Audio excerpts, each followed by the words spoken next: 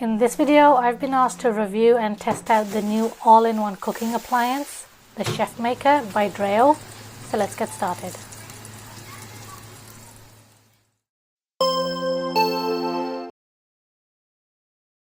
The Dreo Chefmaker is a combi fryer which combines optimal heat and moisture to achieve perfect cooking results. It comes with a 6-quarter basket which can fit up to 2 chicken breast pieces or New York strip steaks. However, a slightly bigger piece like a ribeye can only fit in one piece. The combi fryer is fairly lightweight, so it's easy enough to move around your counter.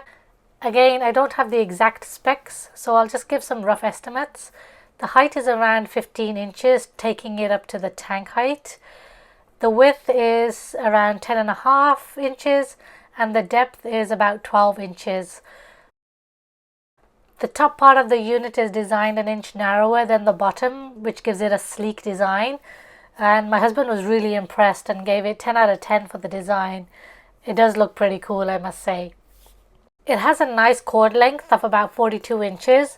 The only downside is that there is no cord storage at the back of the unit, so you will need to gather it onto your counter if you do have it close enough to your socket. There is a viewing window with a light inside, which is great, so that means you don't have to keep opening the basket to check on the food, which means that again you're retaining the optimal cooking temperature at all times.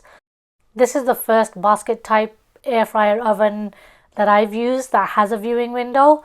And I've been wanting to see this for so long on the Gourmet and the Ninja units that I've reviewed. So I'm really loving this, and like I say, the smallest things make the biggest difference. As I always mention in all my cooking appliance videos, before using the appliance, be sure to wipe clean the heating elements. You can see just how much residue is coming up from here. Wipe down the exterior of the unit, wash out the baskets and trays, and then run it empty on air fryer mode. Once that's done, leave the basket open to help get rid of the plastic smell. The first time you use it, you'll definitely smell the burning plastic. However, it should go away after the first few uses.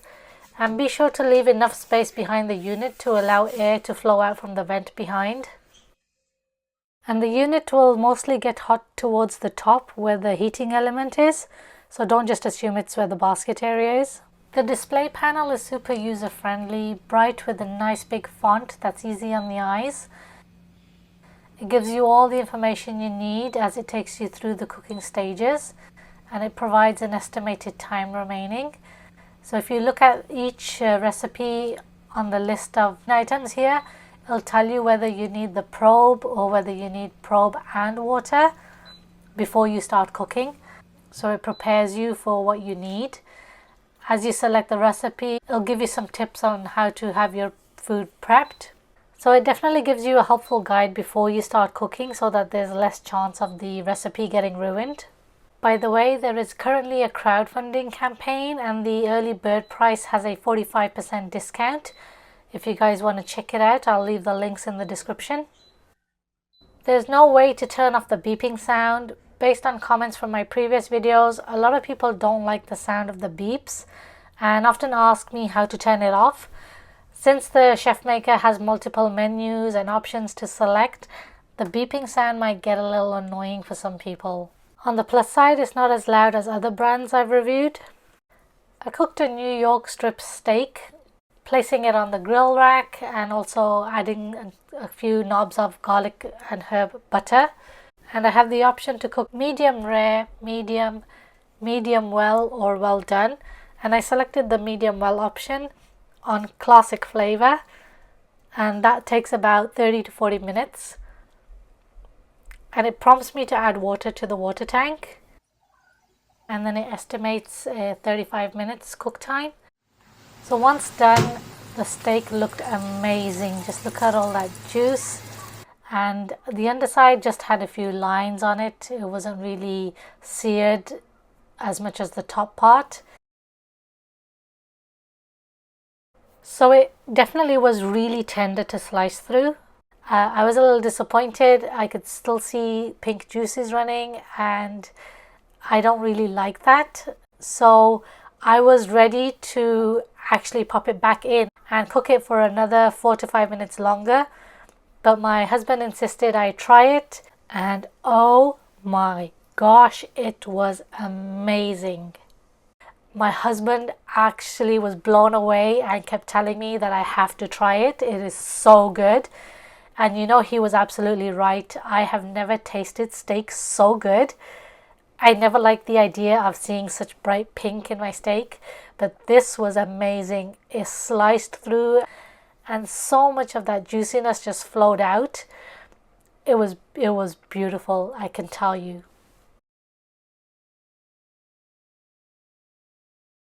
For sous vide, it takes a little longer to cook because of the lower temperature it's using to slowly release all of that flavor out of the steak.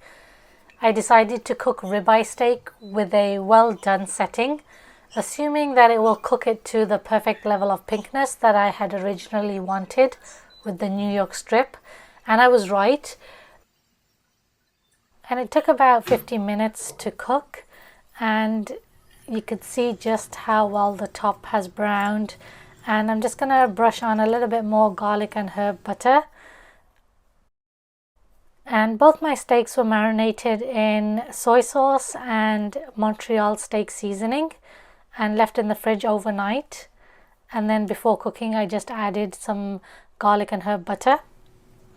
I kept them both very simple. And again, the underside is not as well seared as the top. And the sous vide setting cooked the steak perfectly. You can see that there is still a hint of pinkness to it. I'm used to seeing very little pink or no pink at all on well done, but this actually looked really, really good. And it tasted amazing, and the garlic and herb butter made a lot of difference, by the way.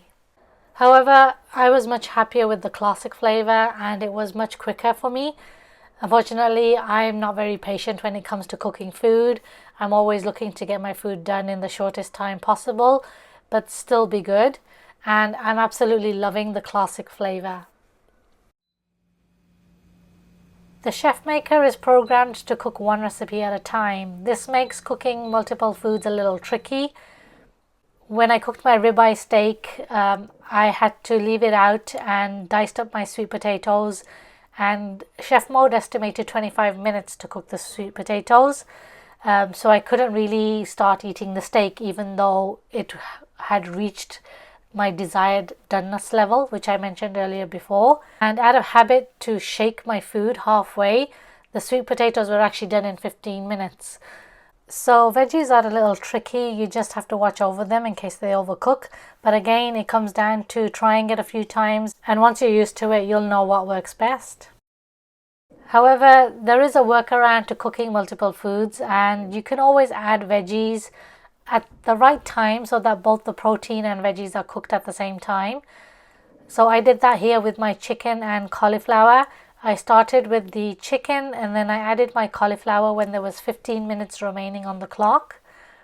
Because I added the cauliflower in with the chicken this time didn't brown as well as it did the first time that I cooked the chicken. You can see the difference here. It's possible because there was more food in the basket, so I may need to add a little bit more cook time if the basket is filled. It's also possible that I interrupted the cooking process, so I lost a little bit of heat when I opened the basket to add the cauliflower. The inside of the chicken cooked perfectly well. I cooked a piece of chicken breast, placing it on the cooking tray, using chef mode, selecting poultry, chicken breast, and then adding water to the water tank. And it gave me an estimated time of 30 minutes, but it took about 18 to 20 minutes because it was a slightly thicker piece. I think 30 minutes would have been too much to begin with anyway. And the other thing you'll notice is that there's no preheating required before you cook any of the food items. I'm assuming that the Chefmaker takes the cooking temperature into account. The display panel shows what stage it's at, from achieving doneness, browning, and then resting. So it's ready to cut into once you take it out of the basket. But there's no resting period required when cooking steaks, most likely because it's cooked to your required level of doneness. So you can basically cut into it once it's reached its level of doneness in the unit. And once the chicken was done, it had a beautiful brownish exterior on the top and the edges. However, not so much on the underside other than the cooking tray markings. And the unit doesn't really prompt you to flip the food. If you really wanted the underside to be slightly more brown, you could always flip it halfway or a few minutes before the end of the cook time. But the food itself is cooked all the way through. And when I cut into the chicken, it was so tender and moist, and you can just see all the juices literally flowing down my hand here. It cooked amazing. There was no dryness, no chewiness at all, and it was beautiful. Continuing with the chef mode features, I decided to try out the seafood menu and cooked a piece of basa fish fillet. The closest setting was cod fillet, and I didn't get a prompt to add water to the tank for this recipe. It showed an estimated time of 20 minutes. However, with the probe inserted, the fish was cooked within about 14 to 15 minutes. And I'm glad I used the grill rack because it gave the fish a beautiful sear on the top and around the edges, but not so much on the bottom of the fish. I'm not really finding any purpose to using the grill rack other than it lifting it higher towards the heating element, because it's not really creating any grill marks on the food. However, it cooked it beautifully. It was so soft and flaky, and just look at the amount of juice that's flowing out of it.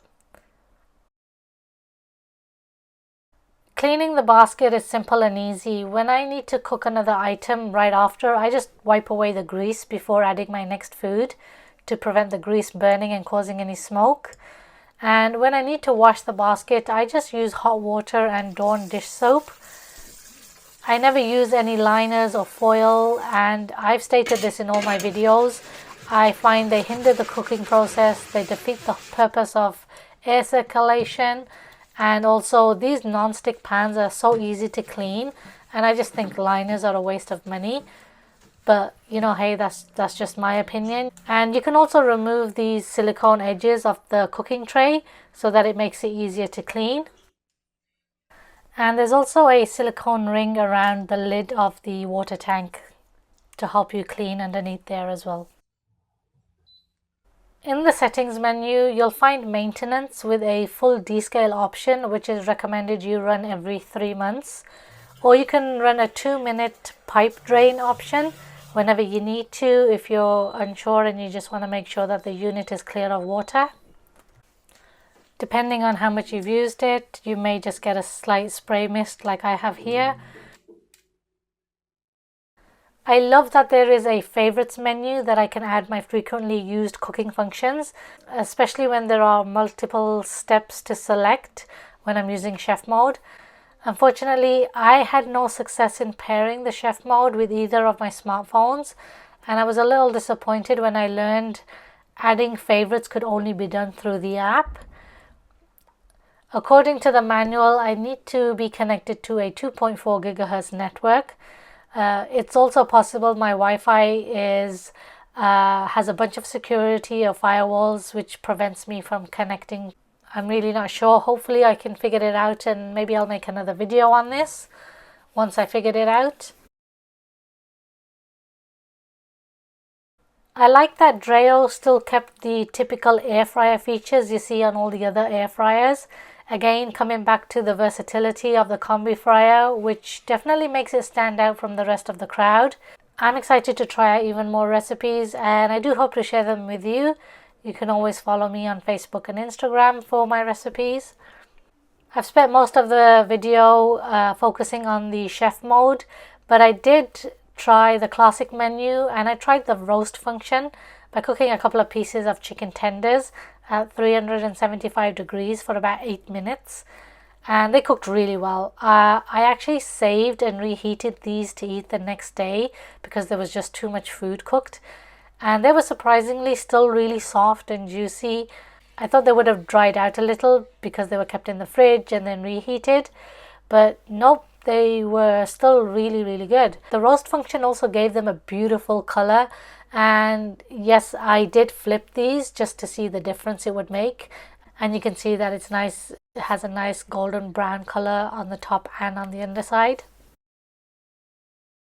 The water tank holds 5 ounces of water, and you'll want to remember to throw out any remaining water once you're done cooking for the day and refill it with fresh water. You will get a prompt to add water to the tank if the recipe calls for it. However, the prompt comes and goes regardless of whether you have added the water. I would have preferred for the message to stay put until water has been added to the tank. This way there's no chance of cooking your food without the needed moisture, and it could lead to poor results. It's a shame that there isn't a sensor in there to sense whether there is water in there already.